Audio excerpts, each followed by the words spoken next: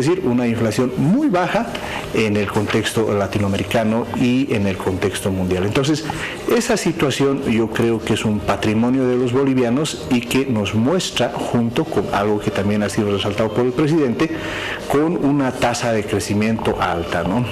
Lo que se estima para el año 2017 es que habríamos crecido en una tasa del 4,2%, lo cual, como alguna vez habíamos conversado, Jimena, algún debate que teníamos precisamente acá con algunos opinadores que acusaban que la economía estaba en franca desaceleración, en realidad nos está mostrando esta tasa de crecimiento que Bolivia tiene una fortaleza económica impresionante, se sostiene con facilidad, es una economía saludable y en ese sentido creo que es uno de los mensajes más importantes que al día de hoy ha dado el presidente.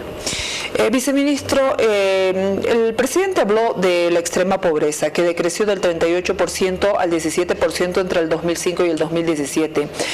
También habló de un crecimiento de la clase media del 35 al 58%. También manifestó que en la gestión 2005 se registraba un 38% de la población en la extrema pobreza, dato que se redujo al 17% el 2017. Sin embargo, esta es una tendencia que se da a nivel regional. No es una tendencia que se ha dado solo en nuestro país. Bueno, lo que pasa es que hay que entender, ¿no es cierto? A ver, pongamos algunos ejemplos, ¿no? En teoría económica, lo que se dice es que uno tiene que elegir entre el crecimiento económico y la distribución del ingreso. O sea, digamos, una teoría ortodoxa dice que ambos objetivos no se pueden dar al mismo tiempo.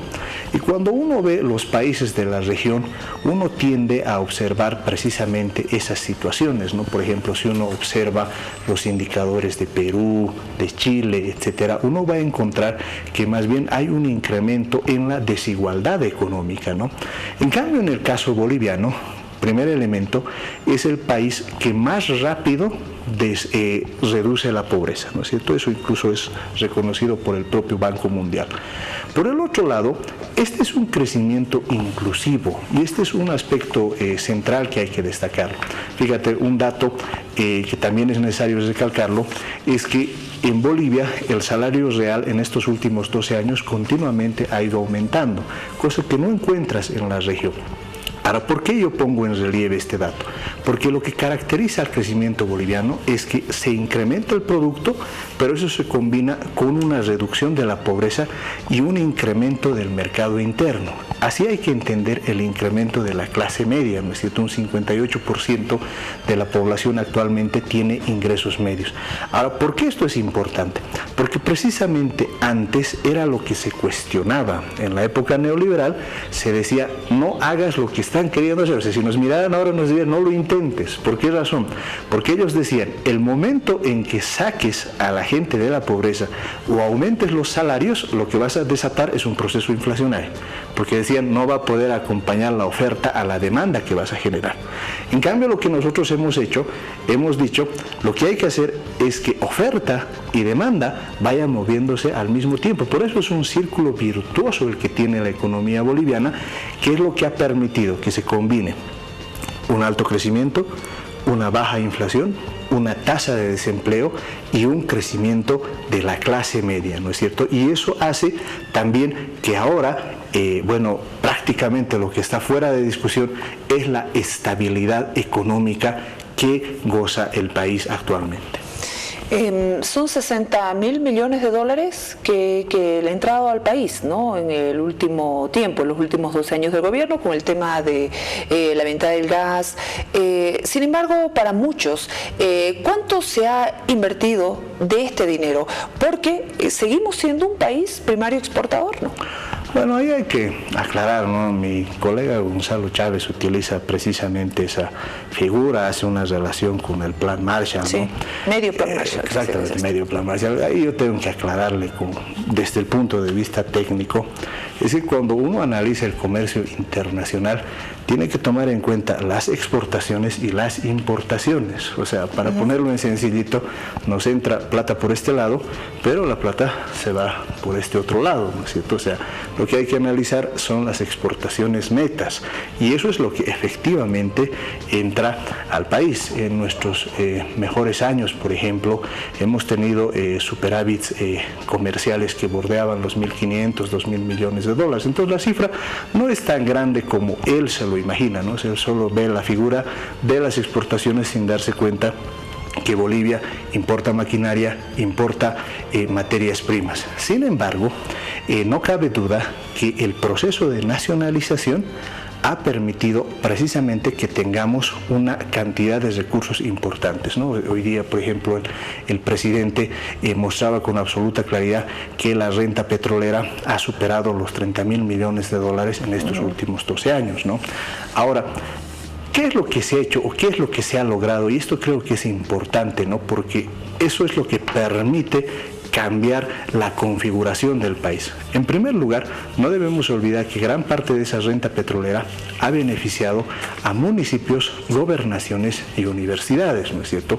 Las universidades, por ejemplo, gracias al IDH, han construido unas infraestructuras muy bonitas, ¿no? Basta ver lo que está ocurriendo con la Universidad Pública del Alto. La propia UMSA, por ejemplo, tiene infraestructuras muy interesantes. Los municipios han invertido y también el gobierno central lo ha hecho, ¿no? Hoy día, por ejemplo, el presidente mostraba unos datos interesantes, ¿no? En este periodo se han construido más de 900 escuelas y más de 1.000 hospitales. Entonces, todo ese dinero lo que ha permitido es que se dinamice la economía. Pero aquí hay una cuestión muy interesante que hay que distinguir de otros procesos.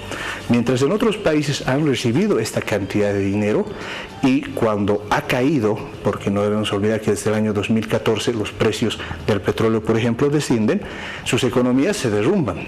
Pero en el caso boliviano, y esto es muy importante, ¿no? Con el año 2017, con el dato que se ha estimado, tendríamos 4 años en los cuales la economía boliviana es líder en Sudamérica, pero son los 4 años precisamente cuando los precios de las materias primas han caído. Entonces, ¿qué ha ocurrido con Bolivia? Lo que Bolivia ha hecho es recibir estos ingresos, no ha aumentado el gasto corriente, ha dedicado a la inversión, y esa inversión es lo que está permitiendo sostener a la economía ahora y es lo que va a permitir sostenerla en los próximos años. ¿Estamos hablando de inversión pública? Básicamente sí. Lo que ahí tenemos que aclarar es qué es lo que pasa en el caso de la economía boliviana, ¿no? Un dato que mostraba hoy día el presidente es que Bolivia es el país que más invierte en proporción al PIB, ¿no es cierto? Es el 12,6%. Ahora, ¿qué ocurre con la inversión privada, ¿no es cierto? Y ese es un tema también que hay que analizarlo, porque en la época neoliberal ellos decían, si el Estado se achica y dejamos que los privados empiecen a invertir, de pronto la economía va a crecer.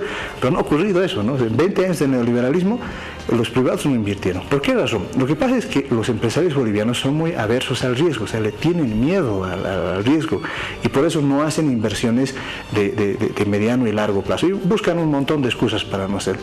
Entonces, en países con las características que tiene Bolivia, tiene que ser el Estado el que invierta, tiene que ser el Estado el que realice estas tareas. Por esa razón, a diferencia de otros países, gracias a la inversión pública, lo que se ha logrado es que mantengamos una alta tasa de crecimiento y eso se combine con una reducción de la pobreza. Sobre el tema de exportaciones e importaciones, estamos importando alimentos y en un gran número, más que en otros tiempos. No, la verdad ahí también otra vez tengo que criticar a mis colegas, porque precisamente ha sido el colega Gabriel Espinosa que el año pasado hace un estudio de dónde habrá sacado sus cifras, donde empieza a difundir estas, ¿no? Afortunadamente nuestro Instituto Nacional de Estadística desmiente totalmente eso.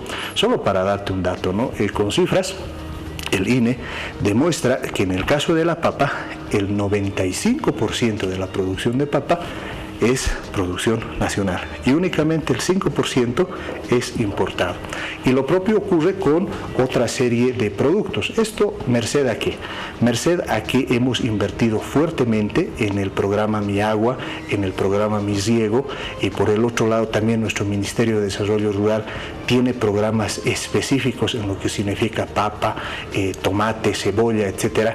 Entonces eso nos permite generar y tratar de alcanzar la soberanía alimentaria, ¿no? Lógicamente en algunos productos, y esto en manera alguna tiene que sorprender, hay algunas importaciones, sin duda, ¿no es cierto? Pero afortunadamente Bolivia cuenta con la infraestructura necesaria para que pueda abastecer al mercado interno.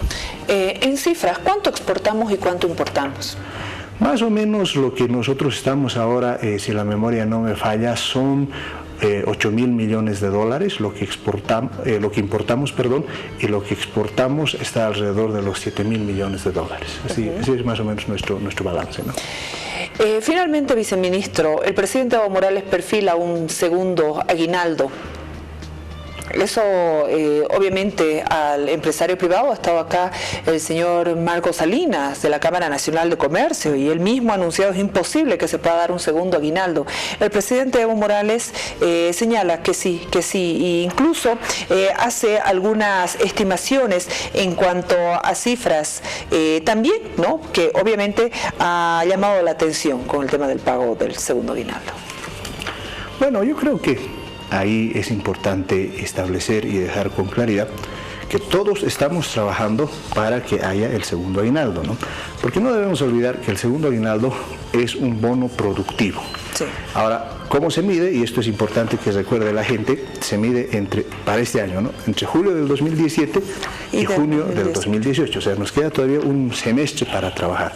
¿Cuándo vamos a conocer la cifra oficial? Vamos a conocerla a fines de septiembre para decir, bueno, ¿se paga o no se paga el segundo aguinaldo? Ahora, no, pero el presidente ha dicho sí, se paga. Bueno, en realidad yo creo que ese ha sido el sentido. La idea es trabajar para que podamos tener el segundo aguinaldo. Sin embargo, yo quiero y creo que es importante, Jimena, desmentir categóricamente lo que dice don Marcos Salinas, porque lo que ocurre, y esto también lo ha mostrado el presidente, todos estos años han tenido utilidades las empresas, ¿no es cierto? En general hemos tenido una cifra muy importante de utilidades, lo cual nos muestra que esta política redistributiva es la adecuada. Pero además lo que nos llena de optimismo precisamente este año, y esto es importante también que lo conozca la población, durante todos estos años donde la demanda externa ha tenido problemas, porque Brasil nos compraba menos gas, etcétera, ¿no es cierto?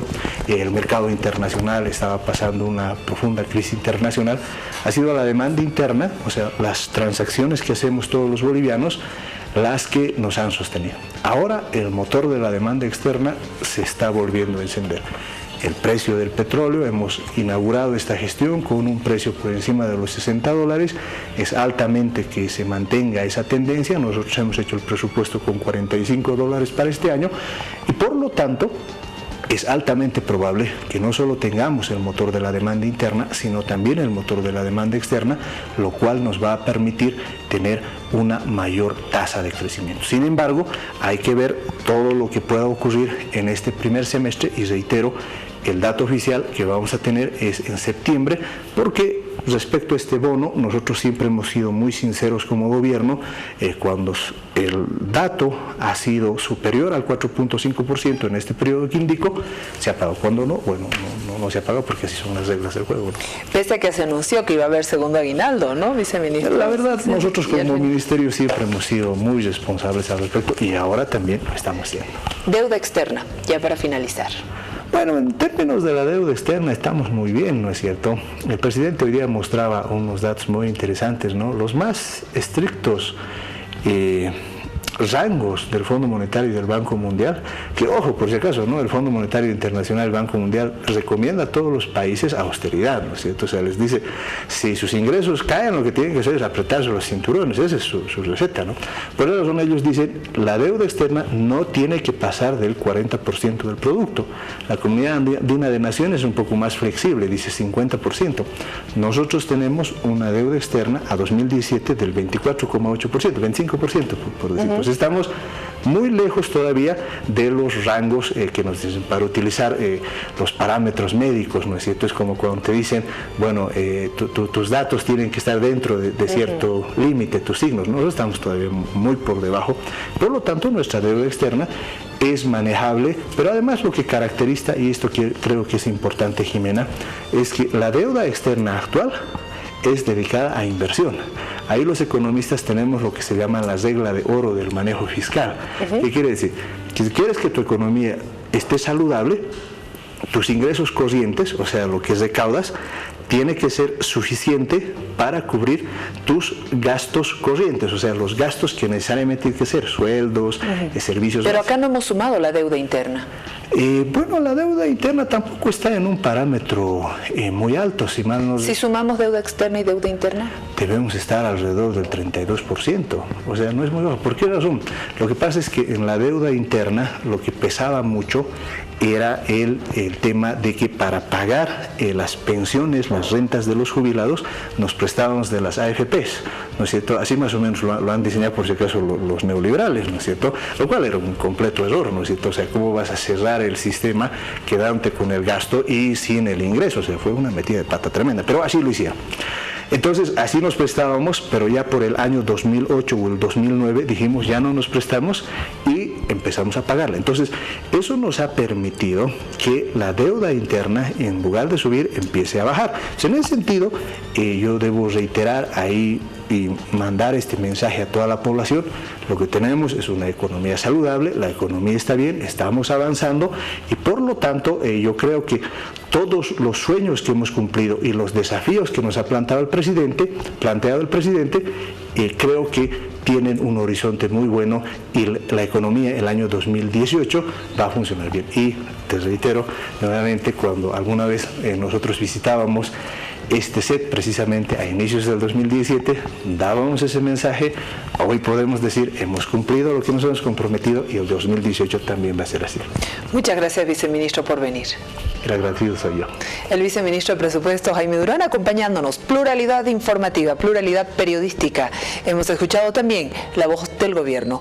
Muchas gracias, le deseamos un buen descanso, nos volvemos a ver mañana. Mi alma estaba herida, ya no sentía nada.